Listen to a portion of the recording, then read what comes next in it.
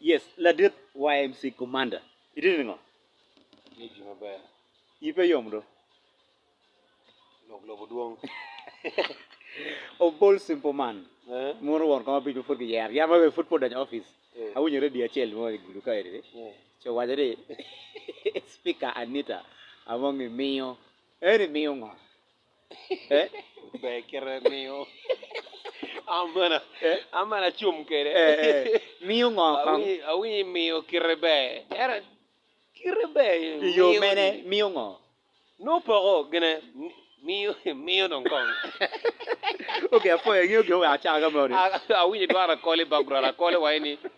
Kong mio gene ngo gede chukulo so. Umbulu la awi yo mio. Wa mio jeme on lega. Ni mio on lega. Kai mano chinga pet ne chwala jeme mio on lega. No da chel ma pa. Era chet ma pa. Anyway, ni mer pingo matiro pero. So, giro ga cha ka mana me or niang. Matap to now. In mata in YMC. Ilogo ningo. I kom ngomati ka time parliament. La dit mo me mati ko beti MP mela ro page division e kar mo karo lok beru katio ni en ngur bino ni en pa ka bicher beru speaker.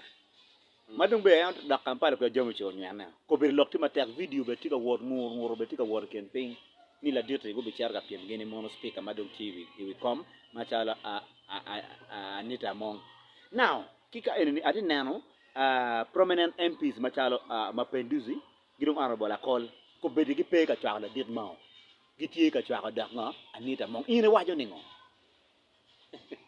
Mio kiwa mio giro wa Mapenduzi ga kol ti ka chwa ko Anita Mong e piane mio ingeo waka mira waj go dana maleng ingeo pol dana magdi ka logo pe ingeo politics pe ingeo the data game magi playing ingi katen gena na mera appearance pa jomane chigi judging geno very fast ana pe ki cha me ka judging Mapenduzi gi gen ki ya call because ara ngen Mapenduzi gena call gi mio ku ibon ma ingeo backup ma Anita Mongo mio bon Mapenduzi gena call several times but wrong so kan armo mi backup gamon pe nyure wanti ndom pe be chwaga pieni mera chwak la tian matika aga gang bodo ini awa bukadi wan aga ko malame Uganda kai mera ngwa chwak la tian me ko malame pe nyura ti dan bo lo ko ne weng they will exhaust it well and properly kita mo kere en Mapenduzi gonna call game mi ku ba mau in case nying ma appearing ni waji no geti ka lok mer just for just pian ge bera backing in ay kita ka lok ba ngo we Anita Mong e po nen ni gen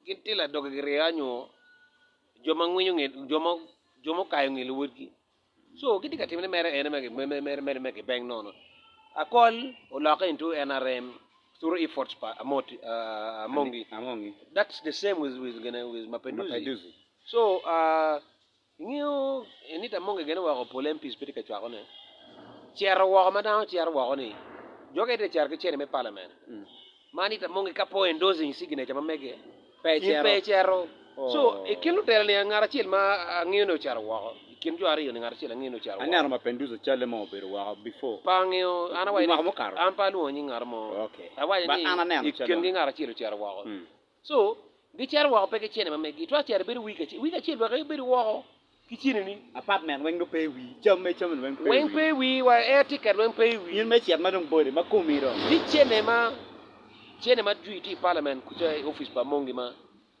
ka ini mar ma to abiror ne pa mongi chi no kita MPs mo ke MPs ma pol gu por ba gu por bero member of parliament ma pelare udonga to awinyo bera wa ni Anita Mongo ti yugi jone me kele go chok o mi gabe ken MPs ne ki voters ma megi no penyang kanya mer go chunye okay so gelo ma be down ti ma be rato gyo so pole go por kuyo so dan work me log awi that log them doing campaign but the game in politics you don't show off directly ni me bolo ku you know what we're going to do that's the same what gonna semuju nganda wajini en me di be ku for speakership in parliament dan we wa be chwaga and at the end of the day no ku ya par bit kan so en kere be tima kere no so be more kene na nying ma okara da po be judging Mapenduzi gina call wrongly peni Mapenduzi gina call guno jema beje ki bot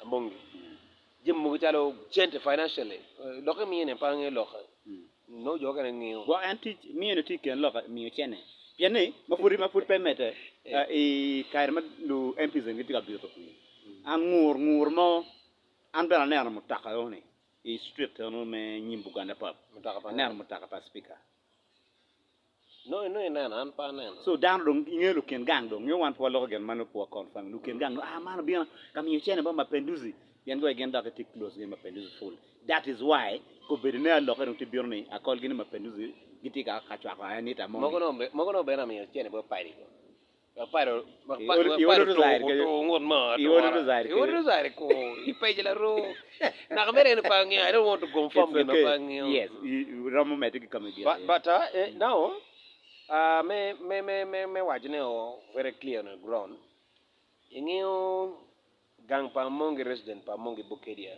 okay pol dana po ye dano ngi me business center ma mega mati ting town chalo the other comprehensive school chani it don't bokedia bokedia nothing and midwifery something about that yeah something like that but there's also a secondary school a stadium mati chokenya but go tell that you mo material pokini came out here but like for me I go a lot for business trips so I always see it it's a nice place yeah ma kai wai ka government jogai wai ka government they will turn them into government institution which is okay also we no gbai ni no call me po ben maleng but to get back into the point mapenduzi and I call people shouldn't judge them wrongly. These are guys who are going to give votes for Mao. If Mao at all is to come back to maybe more again is to come for speakership race to the mean a vote. Any merit it's a sure win to the mean a vote. Ingiu genu don mar mongi mi chene very fast. Mao dano ngi nwange chonero. Ikom ngi nwange madano ngi ni nwang late. Disa mo wanyo chente. Kire ni po beri chente mameke. Mangono beri and chere magi mugo boro ki ngarma accounting PR paying. No ke mi ebene en wa ne no wanyo chente. Now, he kachalo is speakership. Ena ngene ki year ki parliament. Yeah. Do you think MPs mugo magi aki site magi aki site matunku ya? Manugi peachu, let me say manugi peachu. Like from Western Uganda.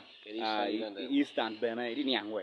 So do you think those MPs will come for Mao or they will go for Anita Mongo? There's also one-to-one campaign. Ma ini charo gang pala worry.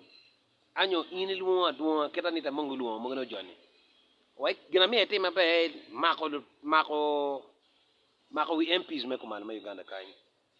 E go ne kichimbo bien ko resident na. To abi resident wa ni dia biche ni migi. MPs to me adi money kan. Ita wa million biche ni migi. Among has money. Any chair ni bi no kai adoption for that speakership. Mogo be march independent in case speaker endorsing him. March independent the way Kadaga did.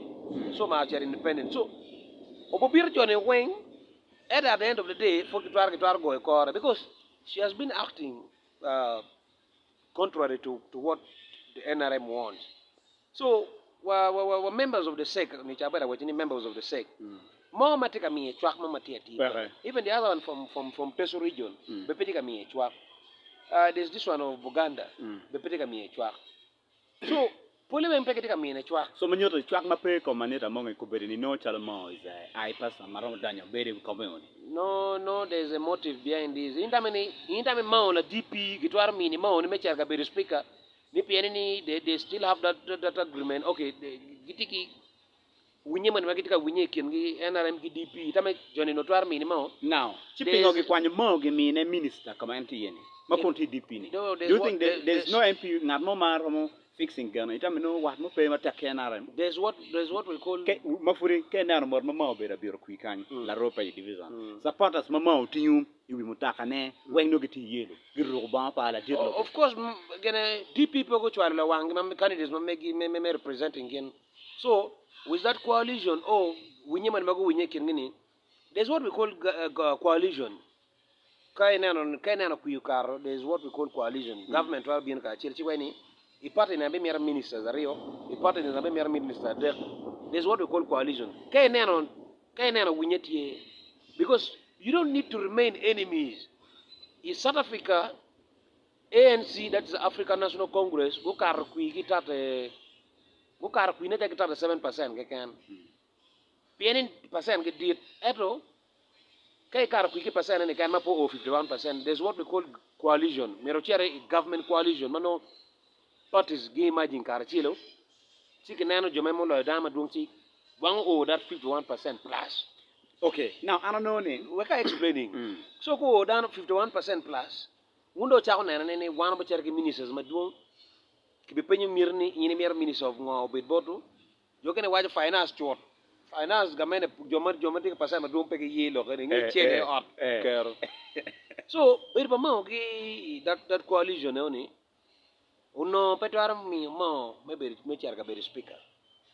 There's something matika hindering joma gengi politics at most cases. Pe pada join matika dange matika wai mau mer la DP matani. So there's something there's a motive cooking behind Mao Chara. Yeah, there's something cooking. There's something cooking ma at least ana tiki clue ne mama ma tika biak na. For petit confirm. Petit confirm wa para wajine. Yes. But there's something cooking.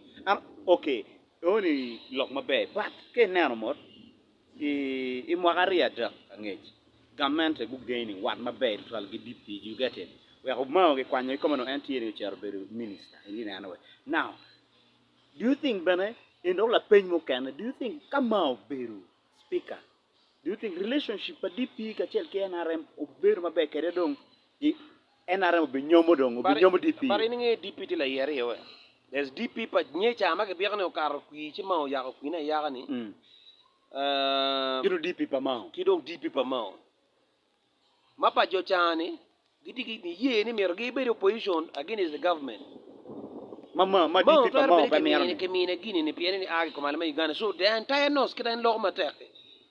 No food dinge ka ni for chung matek. Okay. So gana me ke timma be ka don jo mo kan dek bini kar cher ga tukiana rem.